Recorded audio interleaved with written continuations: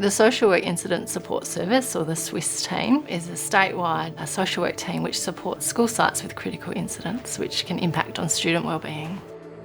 Earlier this year, our school went through the most unthinkable tragedy where 2 of our students were involved in a tragic car accident. One of those students was seriously injured and the other student sadly died. The SWIS team were available at every opportunity to come and support our students and our staff, but also the wider community. It was an event that no school would want to ever go through, and if it wasn't for the support of the SWIS team, we would never have been able to get through this alone and in the balanced way that we did.